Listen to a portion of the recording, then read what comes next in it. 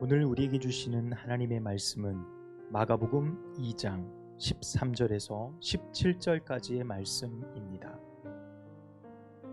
예수께서 다시 바닷가에 나가심에 큰 무리가 나왔거늘 예수께서 그들을 가르치시니라. 또 지나가시다가 알페오의 아들 레위가 세관에 앉아 있는 곳을 보시고 그에게 이르시되 나를 따르라 하시니 일어나 따르니라.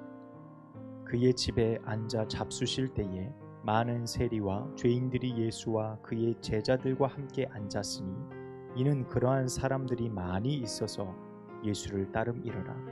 바리새인의 서기관들이 예수께서 죄인 및 세리들과 함께 잡수시는 것을 보고 그의 제자들에게 이르되 어찌하여 세리 및 죄인들과 함께 먹는가?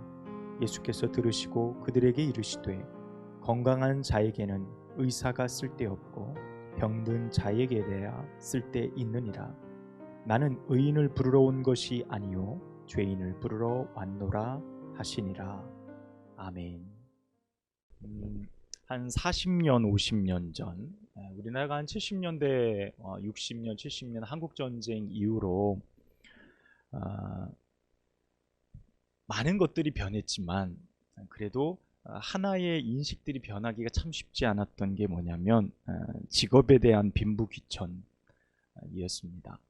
과거에는 더 말할 것 없었지만 빈부귀천, 지금은 뭐 그런 것들이 없죠. 어떤 직업을 갖고 무엇을 하든 그것이 참 귀한 것이지만 과거에는 어떤 직종에 있느냐에 따라서 그 사람의 지위, 그 사람의 어떤 역량이 평가되던 시대가 있었습니다. 제 친구 중에 아버지가 환경미화원이셨어요. 제가 초등학교 때쯤. 예전에는 부모님 직업을 적어내는 칸이 있었습니다. 그래서 부모님 직업이 뭔지 거기다 적어야 되는데 그 친구가 잘 적지를 못하는 거였어요. 왜 그러냐 했더니 내 아버지가 환경미화원인 게 부끄럽다는 거예요. 창피하다. 그 당시에 인식이 그랬어요. 환경미화는 쓰레기 줍고 다니는, 치우러 다니는 좀 잘 배우지 못한 사람들의 직업처럼 여겨지던 때가 있어서 그 친구가 그것을 그 칸에 적기가 대단히 힘들어하던 그때의 기억이 납니다. 저 역시 뭐 다르지 않았습니다. 저희 부모님이 제가 아주 어렸을 때 유치원에 들어갈 때부터 정육점을 하셨어요. 정육점을 하면서 저도 부모님 직업란에 무엇이라고 적어야 될지 모르겠는데 정육점 적기에는 너무 그런 거예요. 누군가가 다 나의 존재를 알아버릴까봐 너무 부끄러웠어요. 그래서 어머니가 지혜를 주시더라고요. 자영업. 자영업이라고 적어라. 자영업이라고. 그래서 자영업이 뭔지를 몰라가지고 어느 날은 자영업이라고 적었더니 선생님이 구체적으로 적어. 그래가지고 너무 당황했던 그런 기억이 납니다. 제가 초등학교 4학년 2학기 때 대산이라는 시골에서 서산이라는 동네로 뭐 그래봤자 20분 거리인데 전학을 했어요. 전학을 하는 그 당일날 저희 아버지가 포터 1톤 트럭 있죠. 1톤 트럭에 그 옛날에는 돼지도 싣고 정육점이고 소도 싣고 다니는 철망 있는 차에 돼지를 가득 싣고 저를 전학을 보내려고 그 차를 태우고 간 거예요. 초등학교 정문으로 돼지를 잔뜩 실은, 웃으면 안 돼요. 저는 굉장히 그때 슬펐어요. 돼지를 잔뜩 실은 그 트럭과 함께 제가 그 초등학교 정문으로 들어갔는데 마침 다들 창문을 열고 수업을 하는데 돼지가 실은 차가 딱 들어가고 제가 거기서 내리는데 도저히 얼굴을 들고 내릴 수가 없는, 그렇게 전학을 했던, 지금도 생생해요. 네. 부모님 아직 모르세요. 제가 이런 말을 드린 적이 없어요. 근데 제 설교가 유튜브에 올라가는데 이건 올리지 말아야 될 것 같아요. 다 보실 것 같은데. 그런 마음이 있었어요. 참 부끄럽다. 어떻게 이런 직업이지? 근데 사실 그런 열심과 애씀으로 지금 제가 이렇게 저희 가정이 번듯하게 설 수 있었죠. 저희 큰아버지는 저희 아버지에게 뼈대 있는 가문 집안에 백정일을 하는 일이 그게 뭐냐, 정육점이. 예전에 백성들이 그런 일을 했으니까 그런 핀잔을 주기도 하셨어요. 하지만 지금 환경미화는 어떻습니까? 대학원 나온 사람도 지원해요. 자리가 없어서 너도 나도 들어가려고 막 환경미화원 되려고 막 직업에 많은 것들이 바뀌었습니다. 여러분, 나라마다 대표적인 이런 직업군들이 있어요. 그 나라의 어떤 직업 하면은 많은 인기 직종, 어떤 거는 굉장히 하위, 사람들의 인식이 별로 좋지 않은 그런 직종들이 있어요.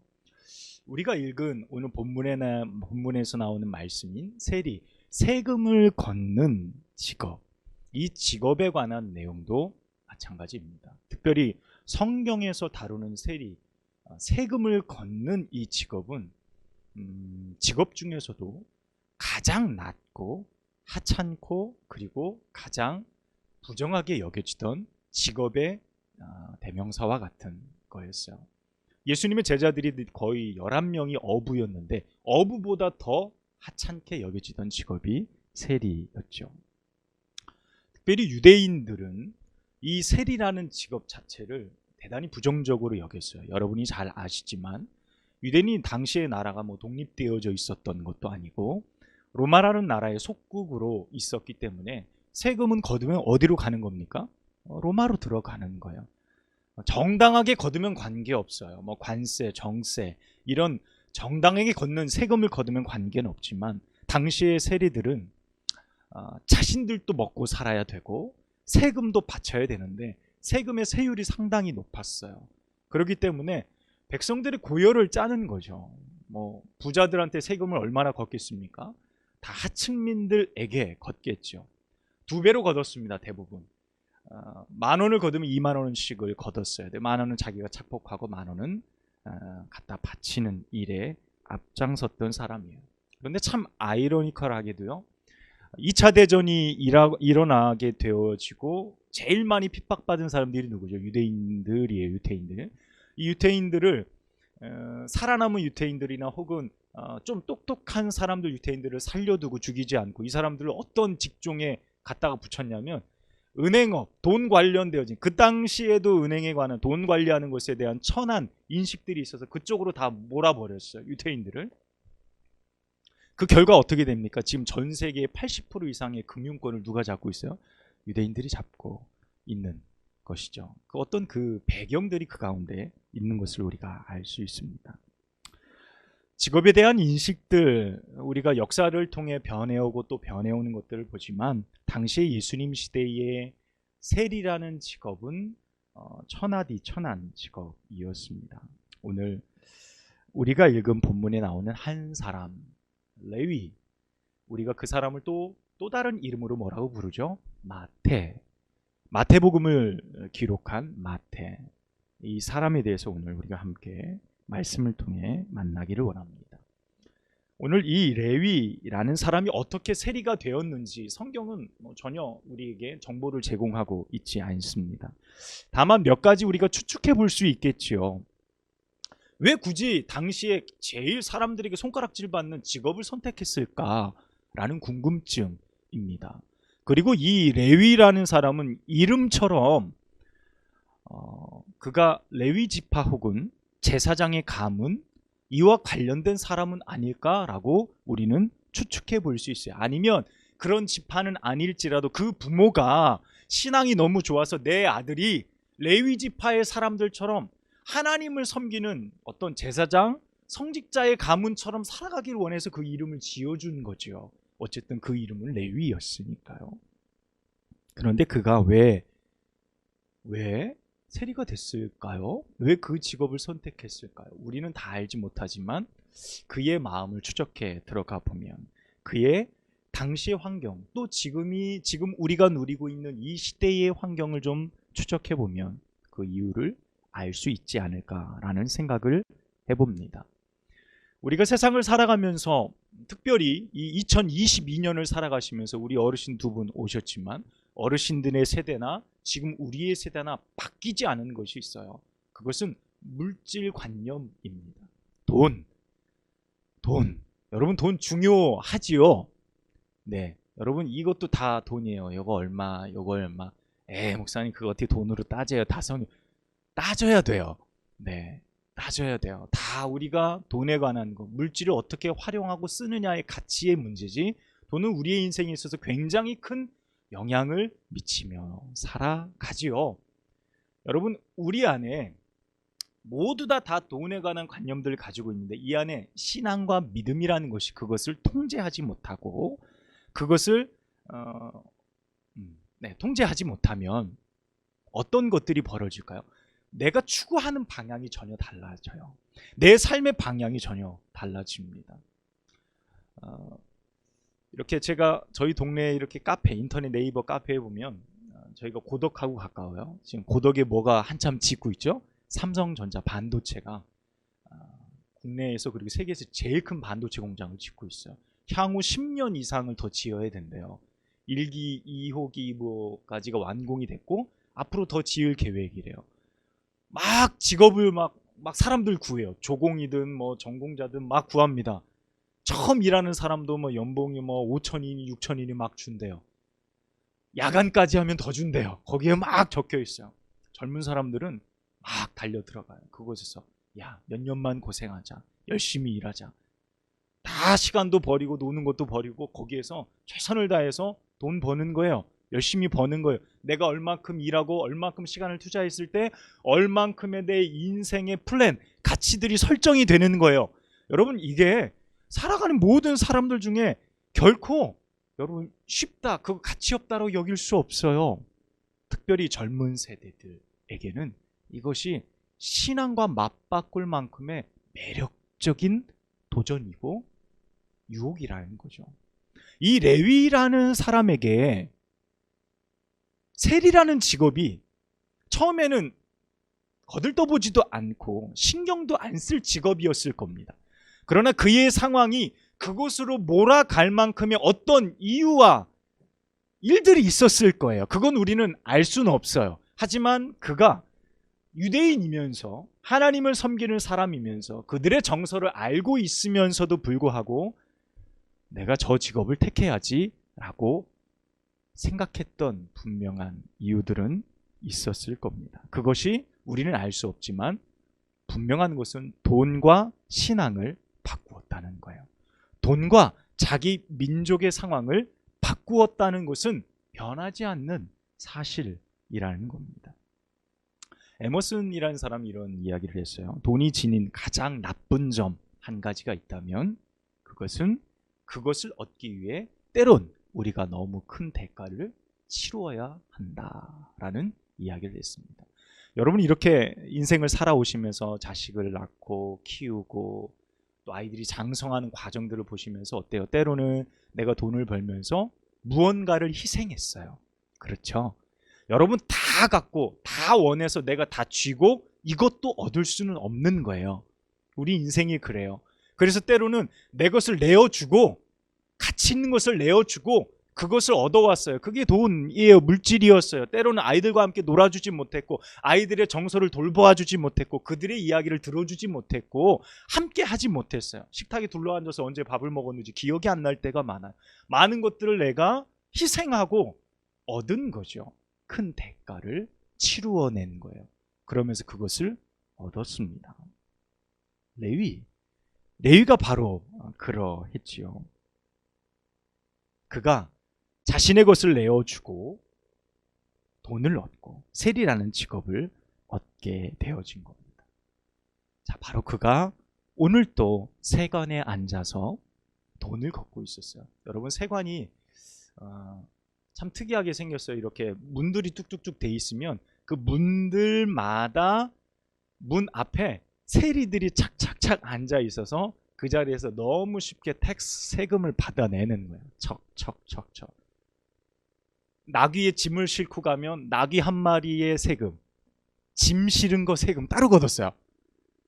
바퀴가 하나냐 두 개에 따라서 세금을 따로 걷었어요. 치사하죠. 그렇게 걷었어요. 그러니까 얼마나 많은 이유에 의해서 세금들을 걷었는지를 우리가 알 수 있고요. 그들은 합법적으로 로마의 법에 의해서 모든 것을 걷어내죠. 바로 그 세관에 앉아있던 알페오의 아들 레위에게 누가 찾아가시죠? 예수님이 찾아가시는 거예요. 예수님이. 내가 예수님을 좀 만나고 싶다. 그분에 대한 소식을 들었어. 그래서 레위가 예수님을 찾아가는 게 아니에요. 밤중에 니고데모처럼 찾아가는 게 아니에요. 예수님이 세관에 앉아있는, 어떻게 보면 범죄의 현장이죠. 범죄의 현장에 예수님께서 찾아가셔서 그를 만나 주셨어요. 오늘 14절 말씀이지요. 오늘 이 자리 가운데 함께 하시는 여러분, 주님은 오늘 우리 마음에 찾아오십니다. 요한계시록 말씀에 보면 볼지어다 내가 문 밖에 서서 두드리노니, 이 두드림은 예수님이 이미 내 안에 찾아오셨다는 거예요. 그러나 주님은 문을 열지는 않으세요. 두드리실 뿐이에요. 나에게 알게 하시고 깨닫게 하시고 그분이 오셨구나 라는 사실을 알게 하시죠. 오늘 이 자리에 주님은 우리를 찾아오십니다. 우리를 기다리고 계세요. 그 주님을 우리가 마음에 모셔드리면 주님은 우리의 모든 죄를 담당하시겠다 말씀하셨어요. 그때 주님을 만나고 주님을 경험할 때 진정한 삶의 평화와 기쁨을 우리가 누리게 되어집니다. 여러분, 죄에서의 회방, 죄에서의 해방과 예수 그리스도를 만나면서 경험되어지는 인생의 경험은요, 큰 기쁨은요, 내 인생에 잔고가 가득하고 좋은 집이 있고 내 인생에 이만큼이면 됐어 라고 말할 만큼의 가치의 모든 물질을 가지고 있는 그 어떤 기쁨과 비교할 수 없어요.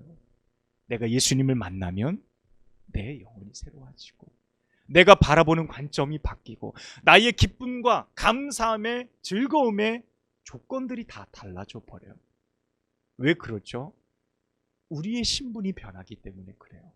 우리가 예전에는 하나님의 자녀가 아니었으나 예수님을 만나고 예수님을 믿으면 우리는 하나님의 자녀가 되잖아요.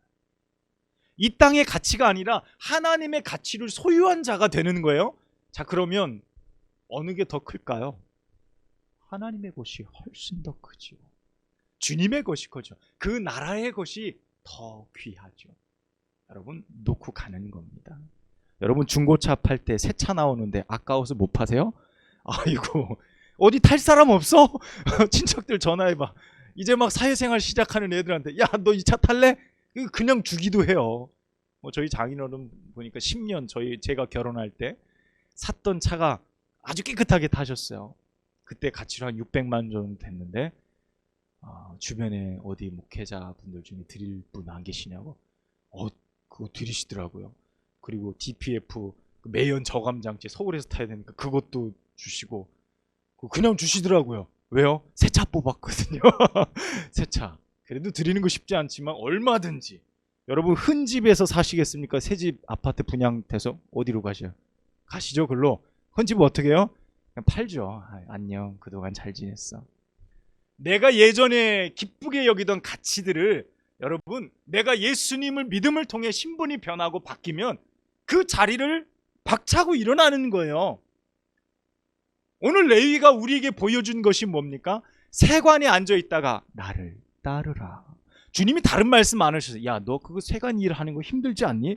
야, 동계산하는 거 복잡해. 쉽지 않아. 나 따라다녀. 별로 수입은 없겠지만 괜찮을 거야. 예수님 그런 얘기 하지 않으셨어요. 나를 따라오너라. 주님이 말씀하셨을 때 레위가 뭐라 그러죠? 아무 말도 안 하고 그 자리를 박차고 일어나 주님을 따라가요. 여러분, 레위가 이거 정말 잘한 거예요. 예수님의 제자들이 그거 참 잘한 거예요. 베드로가 그물 던지다가 예수님이 나를 따라오너라, 내가 너를 사람 낚는 어부가 되게 하겠다라고 말할 때 어떻게 해요? 배와 그물을 버려두고 주님을 쫓잖아요. 예전의 삶을 내가 포기하고 내가 이것을 따라갈 수 있는 것은요, 이거보다 예수 그리스도가 더 선명하기 때문에 그렇습니다. 할렐루야. 예수님이 더 크고요, 하나님이, 내가 발견한 하나님이 더 위대하기 때문에 예전의 가치가 가치 있는 것으로 보여지지 않는 겁니다. 주님을 만난 사람들의 모습은 바로 이와 같은 것이죠. 오늘 주님은 말씀하세요. 내가 이곳에 온 것은 건강한 사람 부르러 온 것이 아니야. 죄인을 부르러 왔고 병든 자를 위해서 내가 이 땅에 왔어. 예를 드시죠. 의원이 누구한테 필요 있느냐? 건강한 자에게 필요 있느냐? 사실 내가 볼 땐 다 건강하지 못해. 그런데 너 스스로 건강하다 말하면 의원이 필요가 없지. 그러나 너 스스로 나는 죄인이야. 오늘 세리들처럼 세리들의 파티가 열리는 거예요. 예수님을 가운데 두고. 이런 일들은 유대인의 역사상 존재하지 않았어요. 그러니까 바리새인들이 가가지고 막 질타하는 거예요. 저 벌레만도 못한 세리들하고 밥을 먹는다고. 예수님한테는 대놓고 못하니까 제자들만 쪼는 거예요. 야, 너희 스승이 왜 저래? 왜 죄인들하고 밥 먹는 거야 도대체? 저들은 세금도 제대로 안 내고 악한 일들을 벌이면서 만찬을 벌이는 사람들의 고열을 짜가지고 만찬 벌이는 저 사람들. 그런데 너희 스승이 어떻게 저분들과 함께 식사할 수 있는가? 손님 오셨어요. 한분 나가보시고. 여러분 기억하세요. 오늘 예수님의 말씀을요. 예수님이 뭐라고 말씀하십니까? 뭐라고 말씀하세요? 죄인들, 아프고 병든 자에게 의원이 필요하다라고 말씀합니다. 여러분 그 병든 자는 누굽니까? 바로 죄인들입니다.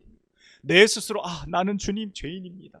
세리들이 말할 때 주님 제가 다시는 이와 같은 삶을 살아가지 않겠습니다 라고 말하는 사람들에게 주님이 필요하다라는 사실입니다.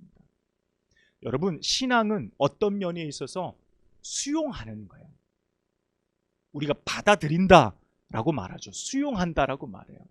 여러분 누가 말할 때 잘 수용하십니까? 오늘 우리 전도팀들 이렇게 함께 예배 드리시는 분들 모든 분들 보면 이렇게 눈빛이 다 살아있으세요. 그리고 말씀을 들을 때 끄덕끄덕 하세요. 여러분 이게 뭐예요? 수용성이에요. 내가 받아들이기 준비되어져 있다는 수용성이 여러분이 저에게 보여주시는 거예요. 여러분 신앙은요 사실 그렇습니다. 내가 예수님을 영접한다, 내가 예수님을 만난다, 예수님을 경험한다라는 것은요 수용하는 거예요. 내 인생에 가득 찬 자리 가운데서 이것을 덜어내고 내 인생의 자리에 예수님의 자리를 마련해 드리는 수용성이에요. 여러분 비어야 채우죠. 여러분 어제 저녁 정말 맛있게 드셨는데 고구마를 손에 놓지 못하는 이 엄청난 비극을 여러분 경험하셨어요. 이미 배가 다 찼어. 너무 많이 먹었어. 그런데 이 고구마가 너무 맛있는 거야. 그런데 이것은 숯불에 구운 고구마니 놓을 수는 없고 이걸로 차니 감자가 손에 또 있고. 그래서 드셨습니까? 결국 드셨군요. 대단들 하세요. 저희는 오늘 아침에 먹었어요. 참고 참다가. 여러분 뭐가 비워야 들어가죠. 그 수용성이죠. 나를 비울 때 여러분 내 안에 죄악을 비워내고 예수 그리스도를 채우기 원하면 주님이 내 안에 오셔서 나를 새롭게 하십니다. 오늘 레위처럼 모든 것을 버리세요. 그동안에 살았던 나의 욕심, 욕망, 좀 더 가져야지. 저놈의 옆편네 그냥 우리 집 밭 넘어오고 그래. 경계 쫙 쳐놓고 그냥. 그랬던 내 삶을 좀 여유롭게, 좀 예전의 삶의 모습들을 좀 내려놓고 예수 그리스도를 채워가는 것. 여러분 그것이 오늘 예수님을 만난 레위의 모습이라는 사실입니다. 오늘 주님은 우리에게 말씀하세요. 나를 쫓아오너라. 나를 따라오너라.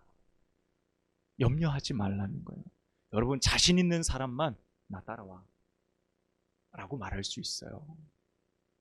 여러분 결혼 어떻게 하셨어요? 남편분이 저기 나랑 결혼하면 행복할 수도 있고 그렇지 못할 수도 있는데 불행할 수도 있고 내가 직업이 좀 불안전한데 취업이 될 수도 있고 안 될 수도 있는데 나랑 결혼해 주세요. 그럼 뭐 결혼이 됩니까?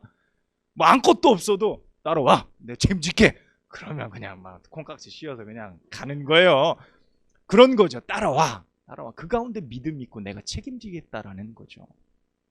오늘 주님이 우리의 영혼을 책임지세요. 뭐라고요? 이 세상 가운데서 내 영혼, 이 땅의 것과 영원한 삶을 책임지실 분은 하나님밖에 없으세요. 그 예수님이 우리에게 말하시는 거예요. 따라와라. 따라와. 내가 너를 책임지게 따라와. 주님 말씀하세요. 세관에 앉아서 더 뭐 하겠습니까? 더 귀한 곳이 내 눈앞에 발견됐는데 여러분 그 주님을 우리가 따라가길 원합니다. 그 주님을 따라갈 때 어떻게 되죠? 오늘 말씀의 제목처럼 복받은 죄인이 되는 거예요. 복받은 죄인이 되어서 우리는 이제 용서받은 사람들로 하나님의 자녀들로 살아가게 되어지는 것입니다. 사랑하는 믿음의 성도님들, 우리가 주님을 쫓아갑니다. 정말 열심히 쫓아가시는 분들도 계시고 이제 막 그분이 누군가 처음 귀를 기울이신 분들도 계십니다. 방향을 설정하시면 돼요. 서울이 이쪽으로 가야 되는데 내가 남쪽으로 내려가고 있어. 아, 나 서울로 가야지 깨달으셨어요. 그럼 거기서 돌이키시면 내가 멀리 떨어져 있다 한들 내 방향은 어디예요? 서울로 가는 거예요. 돌이키심은 내가 돌아설 때, 하나님 앞에 다시금 돌아설 때 주님은 나를 따라오고 그 길을 우리는 걷게 되어지는 것입니다. 이 은혜가 우리 사랑하는 이 시간 말씀을 듣는 모든 분들 가운데 충만하시기를 주님의 이름으로 축복합니다. 우리 잠깐 기도하겠습니다. 두 손 모으고 눈 감고 기도하실게요. 하나님, 우리에게 주신 하나님의 말씀이 마태에게 그의 삶을 변화시키고 그의 삶을 새롭게 하셨던 것처럼 이 말씀을 듣는 모든 이들이 예수님을 알고 믿고 자신의 삶의 가장 귀한 가치로, 믿음의 존재로, 영원한 하나님으로 믿고 따라가는 복된 시간 되어지게 하옵소서. 이 거룩한 축복이 죄인들을 참된 복된 자로 변화시키는 예수 그리스도의 거룩한 만남이 우리의 삶에도 충만케 하옵소서. 예수님의 이름으로 간절히 기도하옵나이다. 아멘.